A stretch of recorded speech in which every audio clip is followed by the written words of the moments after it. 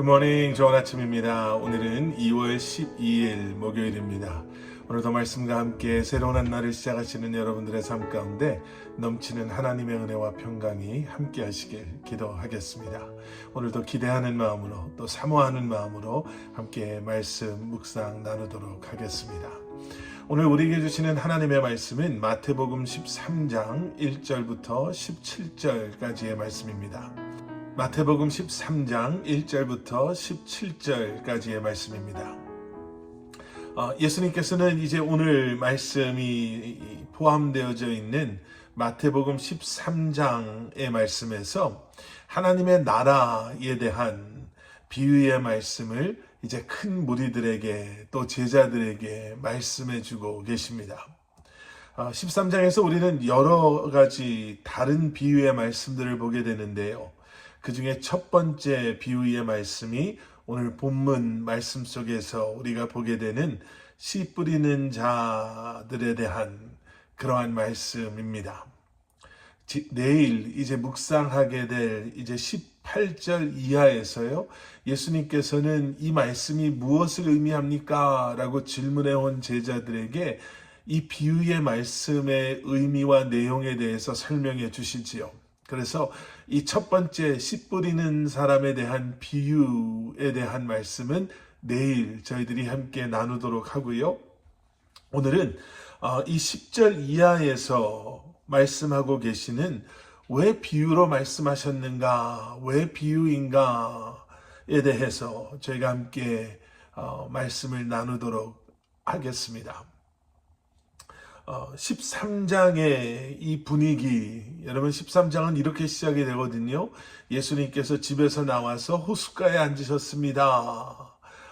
근데 그때 큰 무리가 예수님 주위로 모여들기 시작하죠. 너무나 많은 사람들이 모였기 때문에 예수님께서는 배에 올라타셔서 그 배에서 호숫가에 있는 수많은 사람들에게 말씀을 전하셨습니다. 그런데 여러분 10절에 내려와서 보시면요. 예수님의 비유의 말씀을 들은 후에 제자들만이 예수님을 찾아와서 질문합니다. 뭐라고 질문했는가? 왜 사람들에게 비유로 말씀하셨습니까? 이렇게 질문을 해요. 여러분 비유의 말씀은요. 들을 때는 참 쉽게 들리지만 그 의미를 이해하는 데는 깊은 묵상과 또 생각해 봄이 필요합니다. 그래서 비유는요, 그저 쉽게 듣고 지나쳐서는 안 됩니다.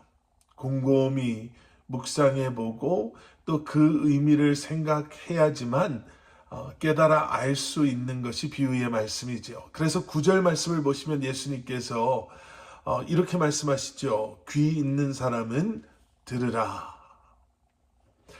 이 비유가 무엇을 의미하는지 그저 쉽게 생각하고 지나가지 말고 그 의미와 뜻을 생각하고 묵상해 보라 라는 말씀입니다.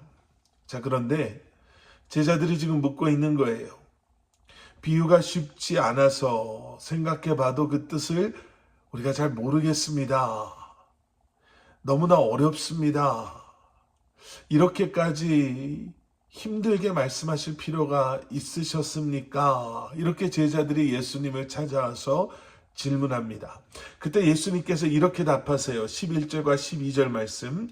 예수께서 대답하셨습니다. 너희에게는 하늘나라의 비밀을 아는 것이 허락됐으나 다른 사람들에게는 그렇지 않다.